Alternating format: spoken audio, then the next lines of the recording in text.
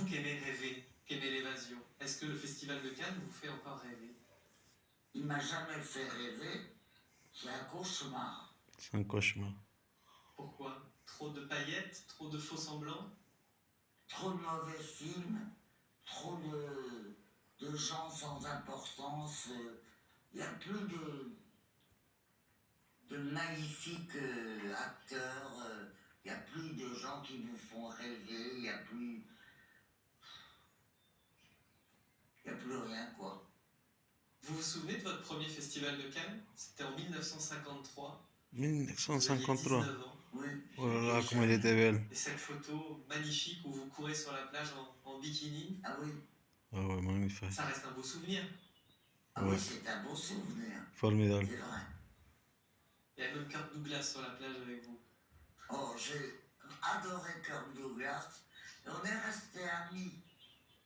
On s'est écrit jusqu'à sa mort. Le film s'appelait Un acte d'amour, je crois. Oui, c'est ça.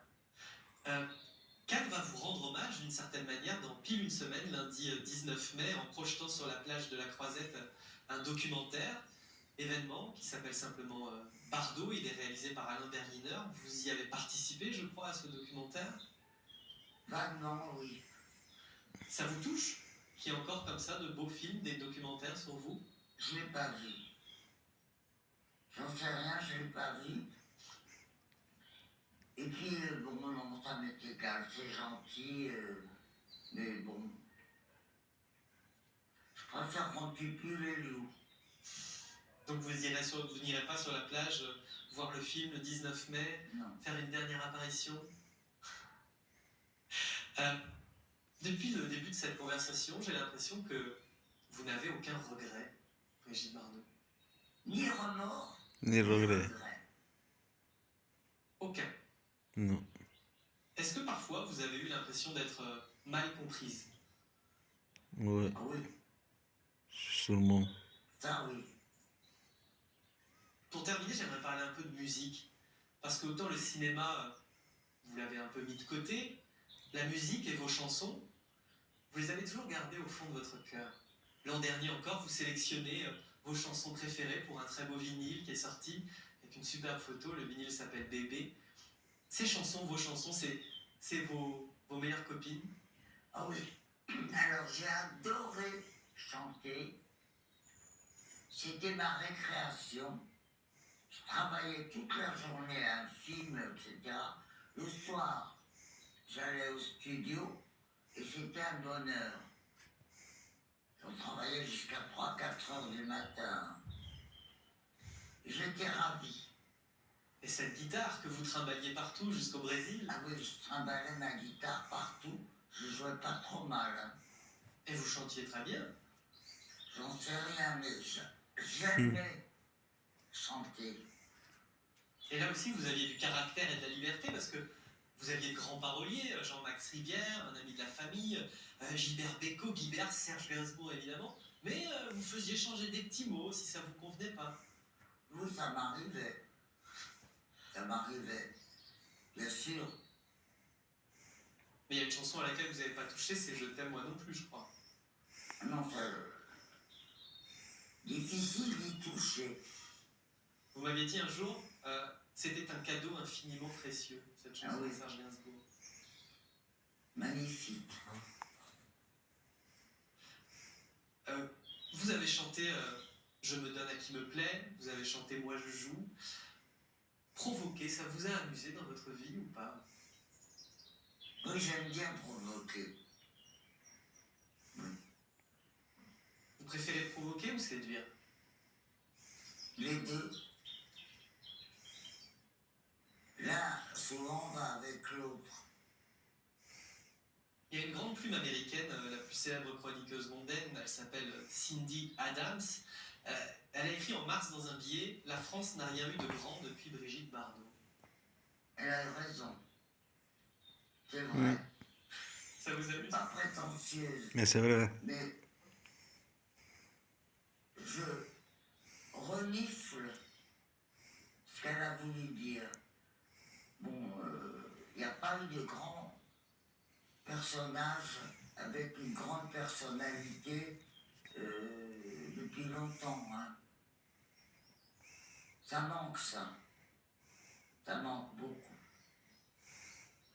Est-ce que avoir été la plus belle femme du monde, ça a été l'étiquette la plus sympathique que vous avez dû porter? Vous savez, je ne l'ai pas vraiment porté. Hein. On me l'a collé dessus, mais bon. C'est pas trop grave, ça. C'est plutôt sympa. C'est plutôt sympa. Bon, maintenant, faut pas décevoir. Est-ce que quand on a 90 ans, Brigitte, on pense à demain, on pense à la mort? Vous m'aviez dit que vous y pensiez depuis toujours à la mort. Ouais. Oui. Je Tout le pense monde. depuis que je suis très gamine. Un jour, pendant la guerre, j'ai connu la guerre de 40. Hein. Mm. Vous vous rendez compte? C'est un monument. Hein. Ah, mais ça a plusieurs sens. Alors, pendant la guerre, Conocí dos guerras, papa et la moi, 40 y on 45. descendait les escaliers de la rue de la Pompe, où je vivais avec mes parents. Ah, parece siempre. Et je me suis arrêtée au milieu de l'escalier et j'ai dit à papa, papa, pourquoi je vis? Je devais avoir 9 ans. Et je me posais des questions, pourquoi je vivais à 9 ans? Vous avez la réponse aujourd'hui? No. Je pense que c'est pour les animaux. Ouais. Si mourir ne vous fait pas peur, de quoi avez-vous eu peur dans cette vie, Brigitte? Te son fuera De la guerre. de la guerra. J'ai eu très très peur des bombardements,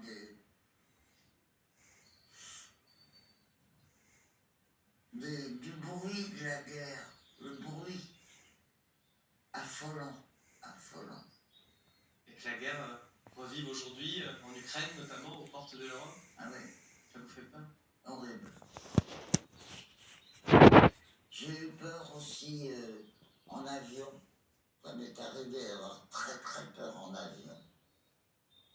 Et ça m'est arrivé d'avoir peur, Él es como mamá si por desabía. c'est tout. Merci Brigitte Bardot.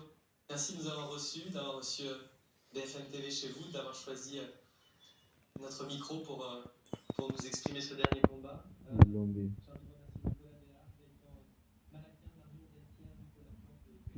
Que le bon Dieu te va en lombi, ma chérie.